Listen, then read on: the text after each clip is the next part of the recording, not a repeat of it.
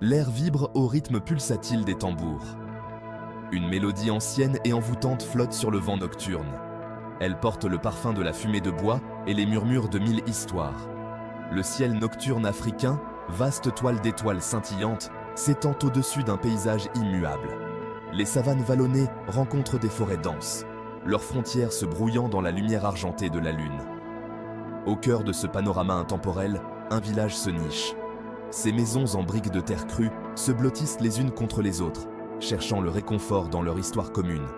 C'est un lieu où le passé n'est pas oublié. Il vit et respire dans l'air même, tissé dans le tissu de la vie quotidienne. L'Afrique, un continent regorgeant de mystères. Sa terre détient les secrets de civilisations disparues depuis longtemps. Son peuple porte en lui l'écho d'histoires anciennes. Ces histoires, transmises de génération en génération, racontent une époque où le monde était jeune. Elles parlent de dieux et de monstres, de héros et de magie. Elles sont plus que de simples contes. Elles constituent un lien avec l'âme même de l'Afrique, un pont entre le passé et le présent. Voici une histoire née de cette terre. Une histoire murmurée par le vent et gravée sur les pierres anciennes. C'est l'histoire d'un masque, une relique d'une époque oubliée. Le masque est plus qu'un simple artefact. C'est un symbole, une clé pour percer les mystères du passé et comprendre le présent. Sa découverte déclenche une chaîne d'événements qui changera à jamais le village et ses habitants. La Terre livre ses secrets à contre-cœur. Sous un soleil de plomb, les archéologues brossent méticuleusement des couches de terre. Chaque mouvement est prudent, chaque artefact est un trésor d'informations. L'anticipation est palpable dans l'air, une présence tangible. Puis, un éclat d'or attire le regard. Les archéologues échangent des regards excités. Ce n'est pas une trouvaille ordinaire.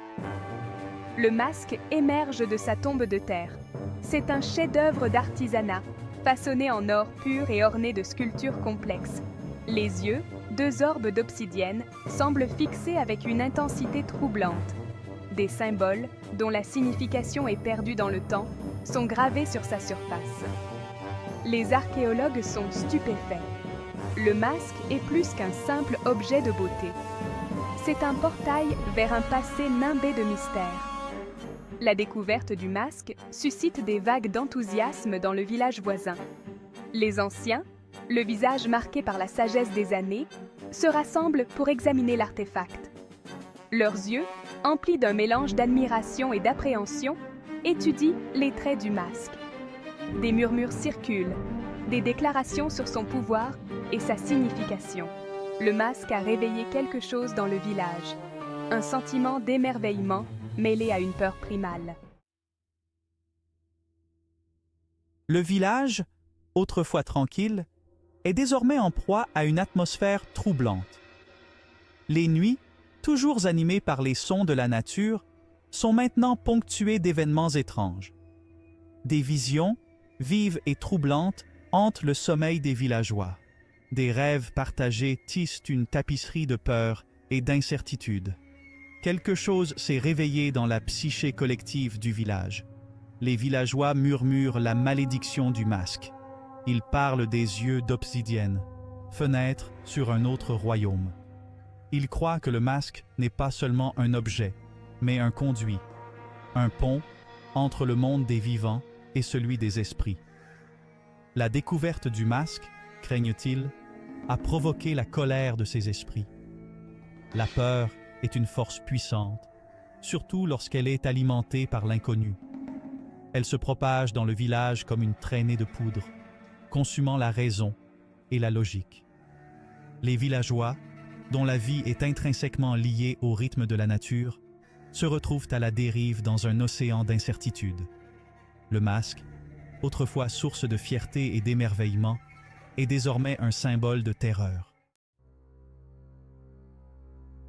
L'ancien du village, dépositaire d'une sagesse ancestrale, s'avance. Ses yeux, voilés par l'âge mais brûlants d'un feu juvénile, portent le poids des générations. Sa voix, rauque avec le temps, impose le respect.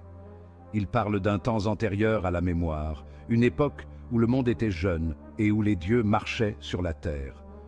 Il raconte des légendes transmises de génération en génération, des histoires tissées dans le tissu de l'histoire du village. Le masque, explique-t-il, n'est pas le symbole d'une malédiction. C'est un symbole de protection, un conduit vers les esprits bienveillants de leurs ancêtres. Les sculptures sur sa surface ne sont pas aléatoires. Elles constituent un langage, un moyen de communiquer avec les esprits. Les légendes racontent une époque où le masque était utilisé pour conjurer le mal, assurer des récoltes abondantes et protéger le village du danger. Les paroles de l'Ancien offrent une lueur d'espoir dans l'obscurité.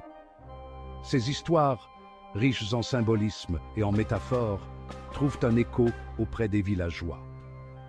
Ils voient dans le masque non pas un signe avant-coureur de malheur, mais un lien avec leur passé, un rappel de leur héritage. La peur commence à reculer, remplacée par une étincelle de curiosité. Inspiré par les paroles de l'Ancien, un groupe de villageois se lance dans un voyage de découverte. Ils cherchent à percer le mystère du masque, à comprendre sa véritable nature. Ils se rendent sur des sites sacrés, leurs pas guidés par des cartes anciennes et la sagesse des anciens. Ils consultent des hommes et des femmes sages, gardiens d'un savoir oublié. Ils plongent au cœur de leur histoire, cherchant des réponses dans les échos du passé. Leur voyage les conduit dans des grottes cachées, ornées d'art rupestre anciens. Les peintures représentent d'autres des personnages portant des masques similaires à celui qui a été découvert. Elles racontent des histoires de rituels et de cérémonies d'une époque où le masque était vénéré comme un objet sacré. Les villageois rassemblent les fragments du passé comme des archéologues reconstruisant un pot brisé. Chaque nouvelle découverte renforce leur détermination. Ils commencent à comprendre que le masque n'est pas un objet à craindre, mais un symbole à respecter. C'est un rappel de leur lien avec la terre, avec leurs ancêtres et avec le monde spirituel. Le masque, réalise-t-il, est une clé pour libérer leur propre potentiel, leur propre pouvoir. Les villageois reviennent, transformés par leur voyage. Ils rassemblent tout le village, le visage désormais illuminé par la compréhension. Ils partagent leurs découvertes, leur voix résonnant d'une confiance nouvelle. Ils expliquent que le masque n'est pas une malédiction, mais une bénédiction, un symbole de leur héritage et de leur lien avec le monde spirituel. La peur qui s'était emparée du village commence à se dissiper, remplacée par un sentiment d'admiration et de respect. Une révélation cérémonielle est prévue, une célébration de la véritable nature du masque. Tout le village y participe, les voix unies dans le chant et la danse. Le masque, nettoyé et orné de fleurs, occupe le devant de la scène. L'Ancien, les yeux pétillants de sagesse et d'espoir, dirige la cérémonie. Il parle du pouvoir du masque de protéger, de guérir et de connecter. La cérémonie n'est pas seulement une célébration du masque, c'est une célébration de l'héritage du village, de sa résilience et de son lien avec ses ancêtres. C'est un moment d'unité, une réaffirmation de leur identité commune. Le masque, autrefois source de peur, est désormais un symbole d'espoir et de renouveau. La révélation du masque marque un tournant pour le village. Elle déclenche une renaissance culturelle, un regain d'intérêt pour leur histoire et leurs traditions. Les villageois commencent à redécouvrir les histoires de leurs ancêtres, les chants et les danses qui avaient été presque oubliés. Ils réalisent que leur héritage n'est pas quelque chose à cacher, mais quelque chose à célébrer, quelque chose qui leur donne force et identité. Le village devient un foyer de créativité. Les artisans, inspirés par les sculptures complexes du masque d'or, commencent à créer leur propre masque, chacun étant une expression unique de leur esprit individuel et de leur lien avec leur héritage. Les sons des tambours et des chants emplissent l'air, les rythmes faisant écho au battement du cœur du village. La jeune génération, autrefois attirée par l'attrait du monde moderne, se retrouve désormais captivée par la richesse de sa propre culture. Ils écoutent avec attention les histoires des anciens, désireux d'apprendre les chants et les danses de leurs ancêtres. Ils réalisent que leur héritage n'est pas quelque chose à rejeter, mais quelque chose à chérir, quelque chose qui les rend uniques. L'histoire du masque ne concerne pas seulement un artefact. Elle concerne le pouvoir de la croyance, la façon dont nos perceptions façonnent notre réalité. Les villageois, initialement consumés par la peur, ont transformé leur expérience en choisissant de voir le masque, non pas comme une malédiction, mais comme une bénédiction. Leur voyage de découverte, alimenté par la foi et le courage, les a conduits à une compréhension plus profonde d'eux-mêmes et de leur héritage. Le masque, en substance, est devenu un miroir reflétant les propres croyances des villageois. Lorsqu'ils le considéraient comme une malédiction, il apportait peur et discorde. Lorsqu'ils le considéraient comme une bénédiction, il apportait unité et renouveau. Leur transformation met en évidence le pouvoir de la perception, la façon dont nos esprits peuvent façonner nos expériences. L'histoire du masque témoigne du pouvoir de la narration, de la façon dont les récits peuvent façonner notre compréhension du monde.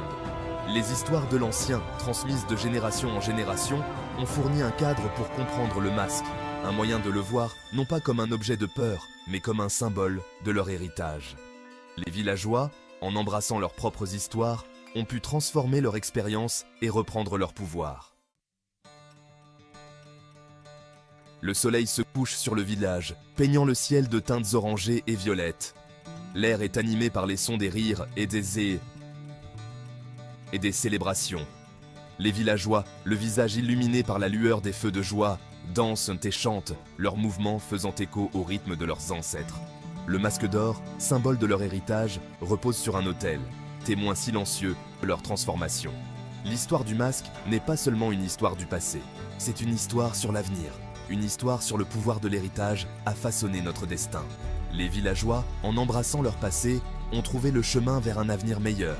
Un avenir où leur culture et leurs traditions ne sont pas des reliques à préserver, mais des forces vives qui les rendent plus forts et les inspirent. Les échos des tambours résonnent dans la nuit, portant le message du masque bien au-delà des frontières du village. C'est un message d'espoir, un message d'unité, un message qui nous rappelle que notre passé n'est pas quelque chose à craindre, mais quelque chose à embrasser, une source de force et de sagesse qui peut nous guider vers un avenir meilleur.